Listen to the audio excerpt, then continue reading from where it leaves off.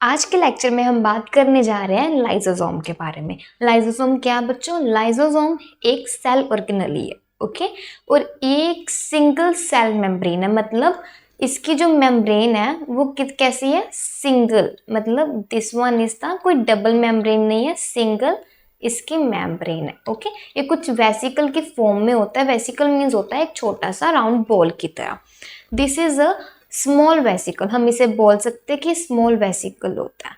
पर उससे पहले यहाँ पर लिखा गया है कि लाइसोसोम एक इंट्रासेलुलर डाइजेस्टिव एंजाइम है। इसका मतलब क्या? मैंने आपको ये बता दिया लाइसोसोम क्या है, कि ये वेसिकल की तरह हो या सिंगल सेल मेम्ब्रेन है।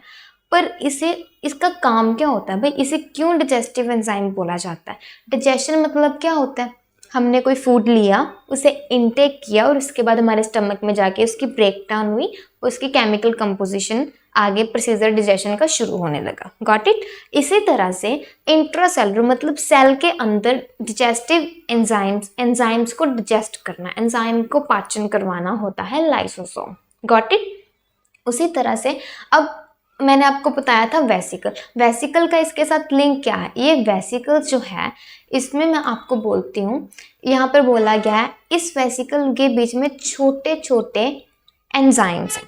Got it? इन्होंने बोला लाइसोसोम एक स्मॉल वेसिकल की तरह होता है, अलग अलग शेप हो सकते हैं, चाहे आप एक हो सकता है शेप कुछ इस तरह से हो, या फिर हो सकता है शेप कुछ इस तरह से हो। Got it? तो इस शेप डिफरेंट शेप्स के अंदर में क्या होता है? कुछ एंजाइम्स होते हैं। अब ये एंजाइम्स का काम क्या होता है? ये एंजाइम, पहली बात तो ये एंजाइम आते कहाँ से? अभी पता होना चाहिए ना एंजाइम कहाँ से आते हैं। एंजाइम आते हैं RER से। अब ये RER मैडम जी क्या है?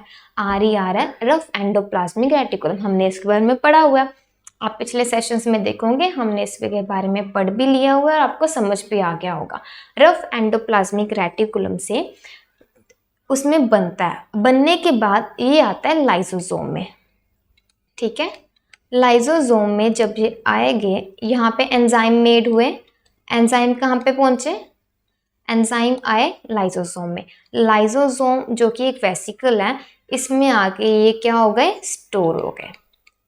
अब ये स्टोर तो हो गए, स्टोर होने के बाद there enzyme destroy and digest foreign substances around them. जो अब सेल से इसके पास जो भी फॉरेन सब्सटेंस आते हैं, जैसे वो बैक्टीरिया, फूड, वायरस हो गया, ये उनको डिजेस्ट कर लेता है।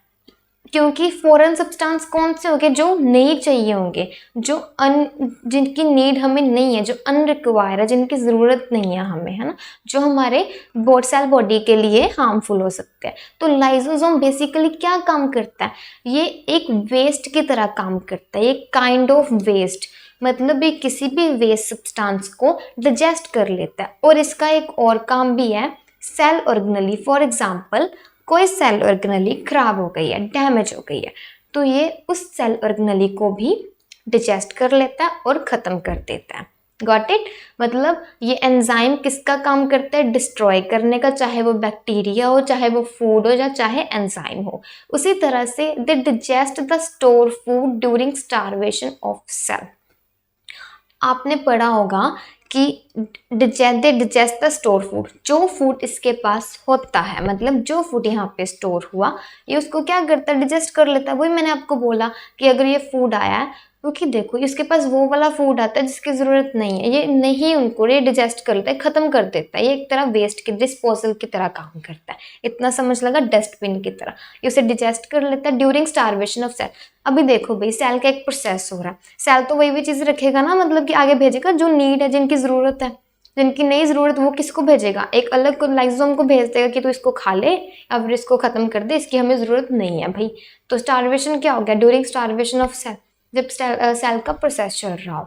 Many damage cell are rapidly destroyed और dissolve by their own lysosomes, thus they are called suicide bag. अभी ये भी क्वेश्चन है कि इसे सुसाइड बैग क्यों कहा जाता है, और ये जो लाइन मैंने बोली है इसका मतलब क्या है? इससे पहले आपको एक समझना पड़ेगी मेरी बात। सुसाइड मीन्स क्या होता है? सुसाइड आपको खुद सभी को पता होगा, सुसाइड मीन्स होता है खुद से अपने आप को ख़त्म करना। Got it? उसी तरह से लाइसोसोम को सुसाइड बैग इसलिए बोला जाता है, इसका एक छोटा सा प्रोसीजर है। होता क्या है कि जब कोई सेल डैमेज हो जाता है, ठीक है। फॉर एग्जांपल मैं मानती हूँ ये एक सेल है, ये हो चुका है डैमेज। ये जब ये डैमेज होगा तो लाइसोसोम फट जाएगा। लाइसोसोम क्या होगा, अभी देखो अभी सेल ही डैमेज हो गया है, सेल डैमेज हो गया, लाइसोसोम के अंदर ही है ना, सेल डैमेज, लाइसोसोम फट जाएगा। जब लाइसोसोम फटेगा, लाइसोसोम के अंदर क्या है, उसके अंदर डिजेस्टिव एंजाइम है, तो ये जो डिजेस्टिव एंजाइम है ये कहाँ पे आ जाएंगे, आउट, मतलब बाहर आ जाएंगे। जब ये बाहर आ जाएंगे तो ये क्या करेंगे, डिजेस्टिव एंजाइम्स का क्या काम है, इनका काम है सेल्स को या फिर किसी भी ऐसे पार्ट को डिस्ट्रॉय करना जो डैमेज हो चुका है। अब लाइसोसोम भी तो फट गया ना, तो इसके अपने ही एंजाइम्स इसे डिजेस्ट कर लेते हैं और इसे खत्म कर देते हैं। समझ लगी बात। इस लाइन का मतलब ये है, many damage cell rapidly destroyed. कुछ सेल्स होते हैं जो बड़ी अचानक से डिस्ट्रॉय हो जाते हैं और dissolve by their own lysosome, और उनके ही लाइसोसोम के जो डिजेस्टिव एंजाइम्स होते हैं वो उनको खा जाता है, मतलब उनको डिजेस्ट कर लेते हैं। तो एक तरह से लाइसोसोम के खुद के ही पार्ट्स ने उन्हें खा लिया। Got it. लाइसोसोम में डिजेस्टिव एंजाइम था, डिजेस्टिव एंजाइम्स ने किसको खाया, लाइसोसोम को। तो एक तरह से वो तो खत्म हो गया।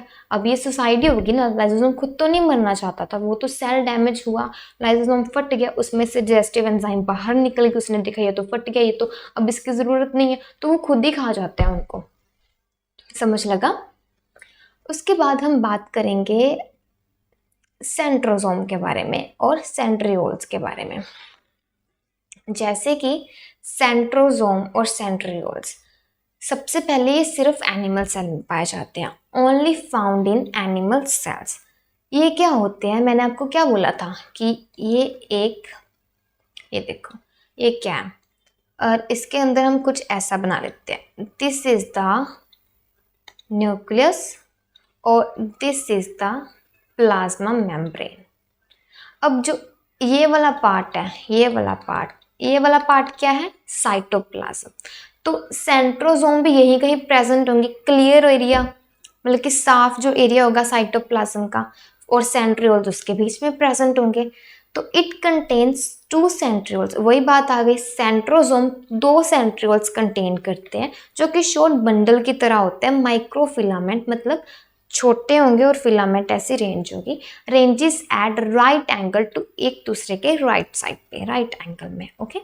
अब हम देखते हैं इसका स्ट्रक्चर। ये देखो, ये एक सेंट्रोसोम है, इसके अंदर राइट पे ये देखो, ये क्या है, ये दो दिख रही है, ये दो कुछ इस शेप में, ये देखो इस शेप में, ये क्या है, यहाँ पे सेंट्रियोल्स है। जब इसको जूम किया जाए तो ये इस फॉर्म में बाहर निकलते हैं। तो पार्ट क्या हो गया, ये सेंट्रोसोम का ही पार्ट है। अब मेन बात करें कि इसका फंक्शन क्या है, तो हमें वो कैसे पता चलेगा। हर एक चीज़ का फंक्शन होता है। राइबोसोम का प्रोटीन का था, तो उसका क्या था, हमने लाइसोसोम के बारे में पढ़ा, लाइसोसोम का क्या फंक्शन है वो भी हमने अभी पढ़ लिया हुआ है। लाइसोसोम का फंक्शन क्या होता है, अभी मैंने आपको पढ़ाया है। लाइसोसोम का फंक्शन होता है डिजेस्टिव एंजाइम, कुछ वेस्ट को डिजेस्ट कर लेना। उसी तरह से इसका भी एक फंक्शन होगा। सेंट्रोसोम का फंक्शन मेनली क्या होता है, ये क्या करता है, एक स्ट्रक्चर ऑफ सेल को मेंटेन रखता है। ओके, सेल के स्ट्रक्चर को मेंटेन रखता है। और दूसरी बात, एक तो हो गया कि इसने एक स्ट्रक्चर ऑफ सेल को बनाए रखा है। आफ्टर दैट ये क्या काम करेगा, इसका जो मेन मतलब और भी कई फंक्शंस होंगे, लेकिन ये क्या करता है, सेल डिवीजन में हेल्प करता है। किसमें, सेल डिविजन्स में, सेल डिवीजन, माइटोसिस और मियोसिस,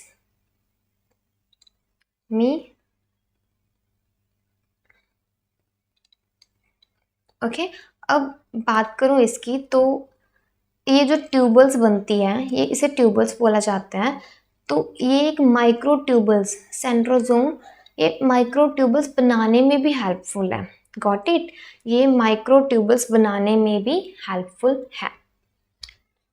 इतना आपको क्लियर हुआ। ये था पूरा सेंट्रोसोम और सेंट्रियोल्स की कहानी।